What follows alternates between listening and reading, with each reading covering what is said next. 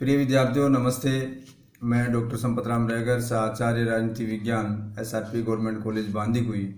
आज हम BA part second के प्रश्न पत्र प्रथम में ब्रिटेन के संविधान के विकास के बारे में अध्ययन करेंगे। ब्रिटेन का संविधान कैसे हुआ, हालांकि उसके आगे चल करके हम उसकी विशेषता और उसके महत्व की जानकारी लेंगे। ब्रिटेन का संविधान मुख्य रूप से विश्व के संविधानों की जननी कहा गया है। वो अलिखित संविधान है, कहीं लिखा हुआ नहीं है।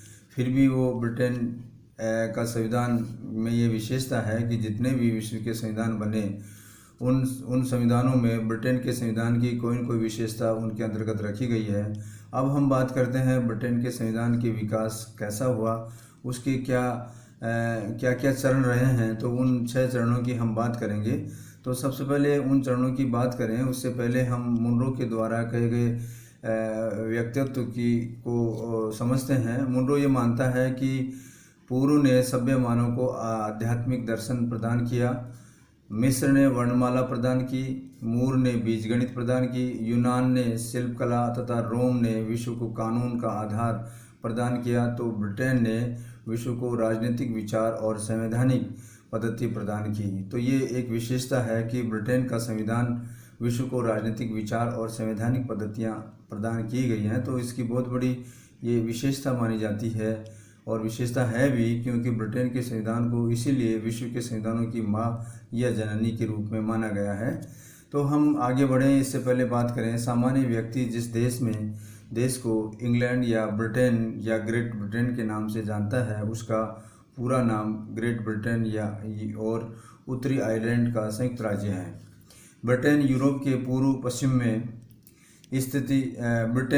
यूरोप के उत्तर पश्चिम में स्थित एक छोटा सा टापू है जिसका क्षेत्रफल लगभग 2,44,000 और इसकी जनसंख्या लगभग 6.5 करोड़ है। ब्रिटिश संविधान का विकास कैसे हुआ? ब्रिटिश संविधान एक विकसित संविधान है, निर्मित नहीं है, धीरे धीरे बना गया है। इसने लगभग 1400 वर्षों के आधार के रूप में आज हमारे सामने इसका जो स्वरूप आया है और अब भी ये विकास में है, अभी भी ये विकास कर रहा है। ऐसा नहीं है कि इसका विकास कहीं रुक गया हो।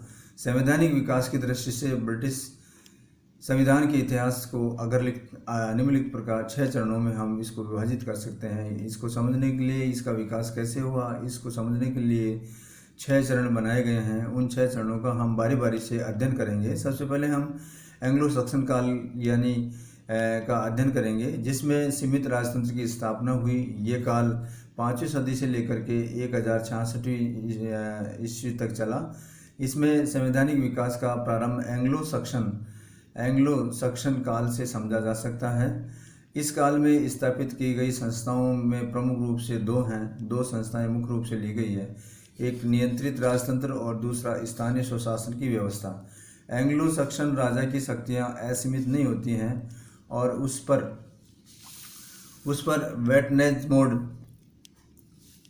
वेटनेज मोड या ब्रिटेन का नियंत्रण होता है। ब्रिटेन में स्वयंभू राजा द्वारा, जो राजा शक्तिशाली था, प्रभावशाली था, तो प्रभावशाली सामंतों और सरदारों और विशपों आदि को सम्मिलित किया गया था। तो अब दूसरा जो स्टेप आता है, दूसरा जो चरण आता है वो नॉर्मन एंजीवन का काल आता है, जिसमें राजकीय निरंकुशता और सबल केंद्रीय सरकार का उदय हुआ। सन 1066 ईस्वी से लेकर के 1153 ईस्वी तक ये काल चला। एंग्लो सक्सन काल की शासन व्यवस्था स्थानीय आधार पर संगठित किंतु राष्ट्रीय आधार पर वो निर्बल थी, कमजोर थी। कठोर और केंद्रीकरण शासन स्थापित करने का कार्य नॉर्मन राजा विलियम के द्वारा ही किया गया। विलियम ने निरंकुशता के मार्ग की बाधा समझ करके वेटनेज मोड को समाप्त कर दिया गया, किंतु राजा ये अधिकार क्षेत्र या कार्य इतने बढ़ गए कि नीति निर्धारण और शासन में राजा की सहायता के लिए 2 संस्थाओं का निर्माण किया गया। उसमें पहली संस्था मैग्नम कौंसिल, और जिसका हिंदी में महापरिषद, दूसरा क्यूरिया रेजिस को हिंदी में राज्य परिषद का नाम दिया गया। राज्य परिषद का उदय हुआ। मैग्नम कौंसिल वेटनेज मोड की ही एक स्थापना थी। क्यूरिया रेजिस अपेक्षाकृत छोटी लेकिन अधिक प्रभावशाली संस्था के रूप में सामने आई। क्यूरिया रेजिस से प्री कौंसिल और प्री कौंसिल से कैबिनेट का विकास हुआ। अब तीसरा चरण आता है प्लेटनेट ये काल 1153 से लेकर के 1499 और लंकास्ट्रियन 1399 से लेकर के 1445 तक ये काल चला। इस काल के अंतर्गत वैधानिक संस्थाओं का उदय हुआ। नॉर्मन काल में स्थापित शासन व्यवस्था में हेनरी प्रथम द्वारा सुधार किया गया। शासन कार्यों में कुशलता के लिए क्यूरिया रेजिस कि इसमें शासन कार्य किस प्रकार से कुशल बनाया जाए, इसके लिए क्यूरिया रेजिस के प्रशासन और न्याय संबंधी कार्यों को में विभाजित कर प्री कौंसिल और एक्सचेकर के रूप में 2 संस्थाएं हो गई। इसी काल में सम्राट जॉन को जनता से कर के रूप में बहुत अधिक धनराशि एकत्रित करने की आवश्यकता अनुभव हुई थी। अतः जनप्रतिनिधियों को बुलाया गया और इस प्रकार से प्रतिनिधित्व के बिना कर नहीं लेने का सिद्धांत उदय हुआ। यानी राजा के सामने ये बात रखी गई कि जनप्रतिनिधियों की बिना अनुमति के किसी प्रकार का कोई कर नहीं लगाया जा सकता, चाहे राजा की कितनी आवश्यकता क्यों न हो, क्योंकि वो सबसे पहले जनप्रतिनिधियों की राय लेगा, उसके बाद में कर स्थापित करेगा या जनता पर कर लगा सकता है। अब आता है मैग्ना कार्टा या व्रत अधिकार पत्र। ये 1019 में जॉन इंग्लैंड की राजगद्दी पर बैठा। सामंतों ने इसे अयोग्य और अदूरदर्शी और अत्याचारी शासक अत्याचारों से दुखी होकर उसके विरुद्ध विद्रोह कर दिया और 15 जून 1215 में को रेनिमेड नामक स्थान पर उसे एक अधिकार पत्र पर हस्ताक्षर करने के लिए विवश किया। ये अधिकार पत्र मैग्ना कार्टा या महान अधिकार पत्र के नाम से विख्यात है और इसे ब्रिटेन के वैधानिक इतिहास में एक महान सीमा चिन्ह माना गया जाता है। मैग्ना कार्टा ने किन्हीं नवीन अधिकारों को जन्म देने के बजाय सामंतों के उन परंपरा अधिकारों को मान्यता प्रदान की जिन्हें सम्राट जॉन ने भंग कर दिया था। मैग्ना कार्टा ने सामंत वर्ग को अधिकार प्रदान किए थे, वे धीरे धीरे सामान्य जनता को भी प्राप्त हो गए। इस प्रकार से मैग्ना कार्टा ने राजा की निरंकुशता का अंत कर दिया कि राजा निरंकुश नहीं हो सकता है, राजा जनता के हितों की ध्यान में रख करके शासन का कार्य करेगा। मर्यादित राजतंत्र और विधि के शासन की स्थापना हुई। राजतंत्र कैसा होगा? मर्यादित होगा, उसकी अधिकार सीमाएं असीमित नहीं होंगी, सीमित होगी और ये सामान्य जनता की स्वतंत्रता और अधिकार का मूल आधार बन गया कि वो सामान्य जनता के स्वतंत्रता का ध्यान रखेगा। अब आता है पार्लियामेंट का उदय। इस काल में ही पार्लियामेंट का उदय भी हुआ। 1265 ईस्वी में साइमन डी मॉन्टफोर्ट ने पार्लियामेंट की एक बैठक बुलाई, लेकिन पार्लियामेंट का उदय 1295 ईस्वी में ही माना जाता है, जब सम्राट एडवर्ड प्रथम ने कर प्रस्तावों पर भी सभी वर्गों का समर्थन प्राप्त करने के उद्देश्य से पादरियों, सामंतों के अतिरिक्त नगरों के प्रतिनिधियों को भी बुलाया। इस बैठक को ही मॉडल पार्लियामेंट कहा जाता है, क्योंकि उस बैठक में सभी को बुलाया, जनप्रतिनिधियों को भी बुलाया, पादरियों को भी बुलाया और सामंतों को भी बुलाया। अब चौथा आता है ट्यूडर काल। इस ट्यूडर काल में पुनः कठोर राजतंत्र की स्थापना हुई। ये काल 1485 से लेकर के 1603 ईस्वी तक हुआ। 1485 में इंग्लैंड में हेनरी ट्यूडर सत्तारूढ़ हुआ। ट्यूडर सम्राट बहुत ही अधिक शक्तिशाली और योग्य थे। उन्होंने सामंतों को नियंत्रित किया, यानी सामंतों पर जो खुली छूट थी उसको थोड़ा नियंत्रित किया और स्वेच्छाचारी शासकों की भांति लेकिन जनता के हितों की दृष्टि रखते हुए शासन किया। उन्होंने जनता के क्या हित हैं, उनकी क्या स्वतंत्रता है, उनको भी उन्होंने ध्यान में रखा। इस काल की एक महत्वपूर्ण बात यह भी रही है कि राजकीय शक्ति पोप के नियंत्रण से मुक्त हो गई। अब आता है छठा स्टुअर्ट काल। ये काल निरंकुश और सीमित राजतंत्र के पक्षों में संघर्ष और लोकतंत्र की आधारशिला की स्थापना की गई। ये काल 1603 से लेकर के 1714 ईस्वी तक चला। इसमें महारानी एलिजाबेथ का कोई पुत्र या निकट संबंधी न होने के कारण उनकी मृत्यु के बाद 1603 में इंग्लैंड का सिंहासन स्कॉटलैंड के राजा जेम्स के प्रथम के हाथों में आ गया। जेम्स प्रथम की मृत्यु के बाद 1625 में उसका पुत्र चार्ल्स प्रथम गद्दी पर बैठा। उसने संसद की उपेक्षा मनमानी प्रारंभ कर दी तथा राजा के दैवीय अधिकारों विशेष अधिकारों पर बल देना प्रारंभ कर दिया कि राजा के पास में दैवीय अधिकार हैं, वो उनका प्रयोग कर सकता है। इस बात पे वो ज़्यादा से ज़्यादा बल देने लगा। ऐसी स्थिति में उसका संसद में झगड़ा हुआ और 1628 में संसद चार्ल्स प्रथम से अधिकार याचना पर पत्र को मनवाने में सफल हुई, जिससे राजा की शक्तियों पर कुछ महत्वपूर्ण प्रतिबंध लग गए। उसकी शक्तियां सीमित हो गई।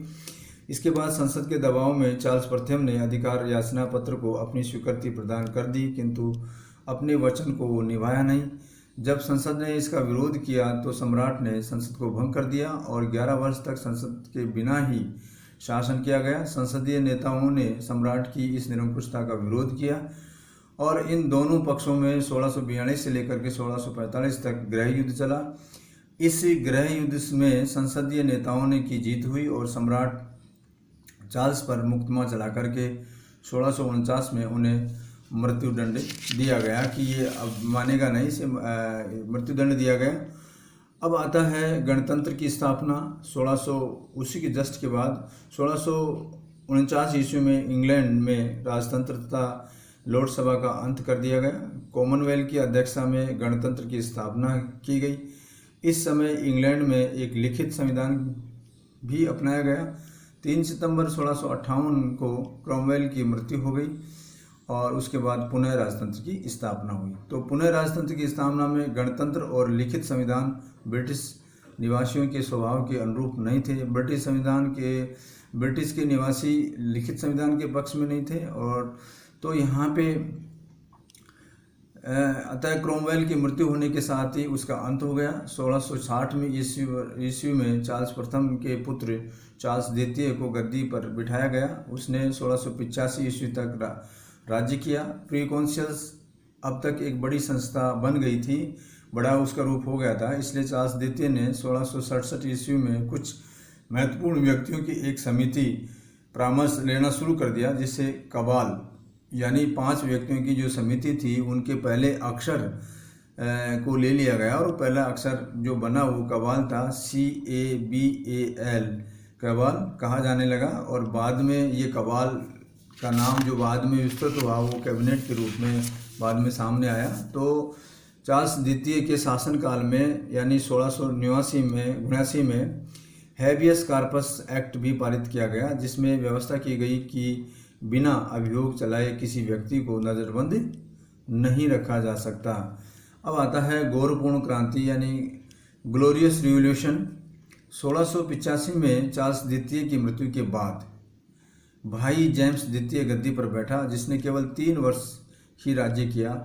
उसने संसद की अनुमति के बिना कानून रद्द करने का अधिकार धारण कर लिया। संसद की अनुमति लेना आवश्यक था, पर उसने ऐसा नहीं किया और कानूनों को रद्द करने का अधिकार धारण कर लिया, जिसने इसी कारण यानी संसदीय नेता बहुत अप्रसन्न हुए और जेम्स द्वितीय को सिंहासन से हटाने के हेतु उन्होंने ऑरेंज राजकुमार विलियम तृतीय को इंग्लैंड पर आक्रमण करने के लिए आमंत्रित किया गया।